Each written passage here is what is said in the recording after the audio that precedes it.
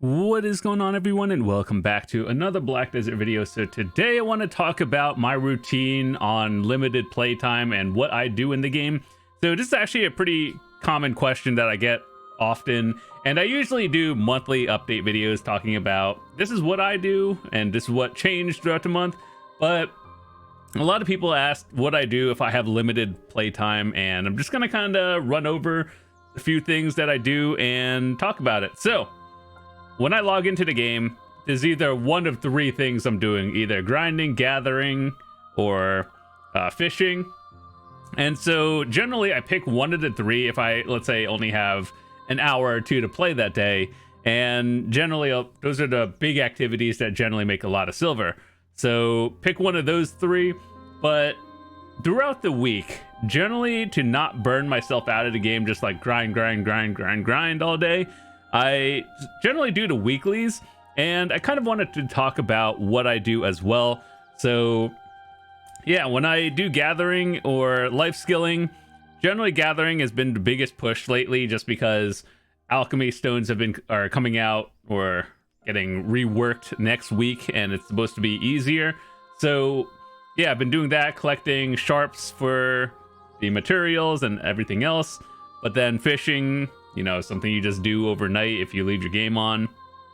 And really just depends on the day, what I feel like doing, and then we'll go from there. So weeklies that I think are important to do, and this is what you should do if you just log into the game and you're like, what do I want to do today?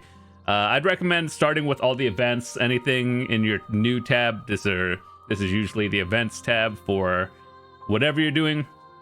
Finish those as soon as possible. Those are time limited, but aside from that, look in the reoccurring tab, and if you are at the stage of the game where you can do the Throne of Adana, those are like the weekly bosses. I'd recommend doing the highest one you can.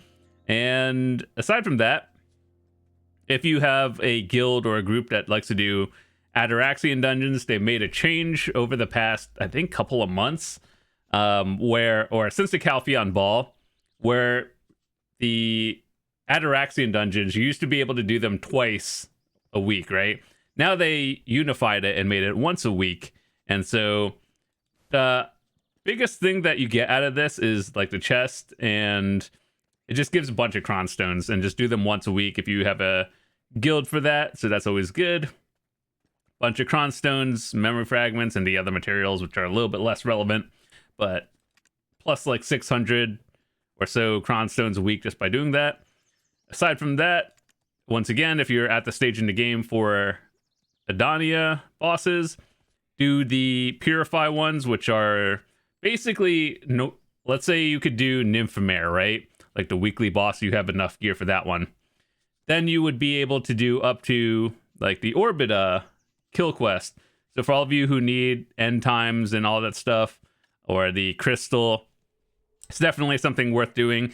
I'm still collecting crystallize. I don't particularly need them, but I still collect them just in case, you know, one day they're like, you can go past 200% BSR for some reason.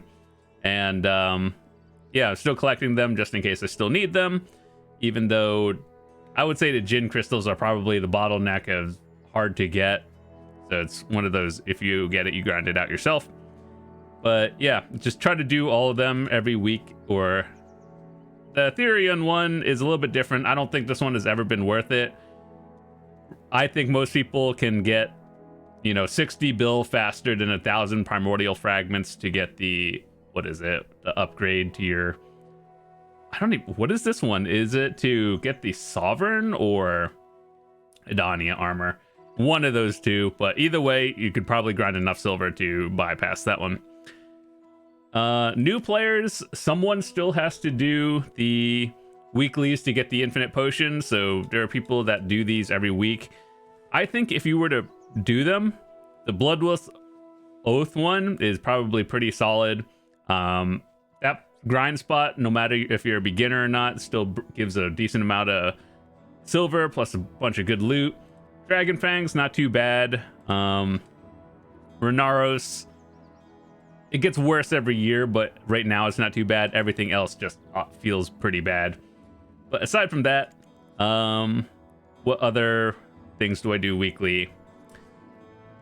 Garmoth. Try to do Garmoth 3 times a week. If you get the heart, that's just free money, and the boss goes down in like 5 minutes. So yeah, it's one of those things. I think everyone just leave a boss ult at Garmoth and you're good to go. Pit of the Undying. Let's do that every week. It's free Cron Stones.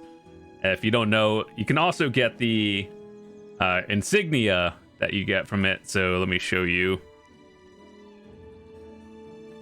See how this one goes from Pry all the way to Pen? You start at Pry and then you go all the way to Pen. That allows you to do the higher tier, like the harder ones. But also it gives you a boost in combat XP. It's not a lot. It's just additive to it. So you realistically won't notice a difference in the long term. But it's just nice to have. It's kind of one of those flex things. But either way, definitely start doing it if you haven't already. And some of the daily things that you should do, they take like 5 minutes, is Imperial Delivery for at least cooking. Alchemy, you kind of have to go out of your way to do it just because most of the things you can't buy. But cooking, you can try to do Guru boxes. And let's see, what other dailies do I do? Or weeklies? Or this is another weekly thing. So you see these things? I actually haven't bought mine for the week. Get these catalysts and then start doing like the easy quests, and then what you could do with them. Let me just show you, because a lot of people don't actually do them. So you see the things we just bought, right? We bought the catalyst, blue one, and the red one. Blue one, you combine it with a loot scroll. You combine it with the Floramos petals that you do from the weeklies. And then for all of you life skillers out there wondering how to get the secret book of Florin, that's how you get them. You don't get a lot. You get like, what, 3 a week? But I mean, still easier to do them. It takes like a whole minute. And yeah, life skilling, believe it or not, 100 mastery is worth a lot. If you know what you're doing and you're not just wasting it on something dumb, you could actually profit pretty big amounts with 100 life skills in an hour if you use it properly and you stack it with everything, not just like using it.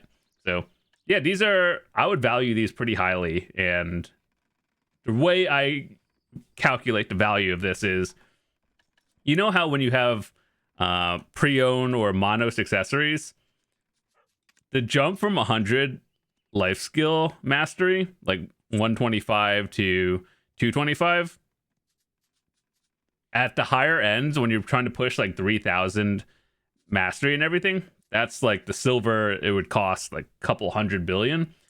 It doesn't work 1-to-1 like that, but you know, higher mastery allows you to like gather more or do something else. So yeah, I would say don't use those randomly, and they're good. But aside from that, one thing I actually learned is if you guys are pushing 30,000 or 100,000 quests, the quests count even if you delete your characters. Now, I didn't know that, because I thought like when you delete your characters, the progress gets reset for that one as well. But I heard that you could make a character delete, and people are doing like 500 quests an hour or very close to that. And so, yeah, for everyone who's trying to push 30,000 or 100,000, it's a lot easier to do that now. Or not easier, but like you can do the same things repetitively. And so that's one of those things. So yeah, main story, do those if you can. Any suggested that are give you the rewards for things you can't buy with silver, like, you know, certain pets, well, limited pets, or weight inventory on all that stuff, unlocking family inventory as a new player and everything. Those are good. So yeah, all those things I talked about, like dailies and weeklies, I just kind of do those over time. It takes like, what, an hour, maybe less, and combine that with one of the 3 main things I do every day. So fishing, gathering or grinding, life skilling, and just, yeah, spread it out over time. Do your black shrines if you can. I'd recommend newer players to try to at least learn the bosses now, even if you can only do like 5 through 7 and you're not geared enough for 8 to 10. It's good to learn the mechanics, even though some of them are different later on, but you'll be prepared once you get the gear like 330 and up to do the solo ones. And then yeah, just learn the mechanics. I think these are kind of fun. I hope in the future they actually add more party bosses and maybe more solo bosses. think that would be pretty cool. But with that said, that's all I wanted to talk about today. We have a few recent videos talking about other things, and I'll leave some more cool videos if you are curious to check it out. But with that said, thanks so much for watching, and if you're new to the channel, hit that subscribe button. Also, before I wrap up, I want to say that we still do have the creator code, and if you are thinking about buying any A coins or game packages, just use my code and I get a small portion. Always appreciate it, and even if you don't, doesn't matter. As long as you're watching, always appreciate it. That's all. And with that said, I'll see you guys tomorrow. Peace.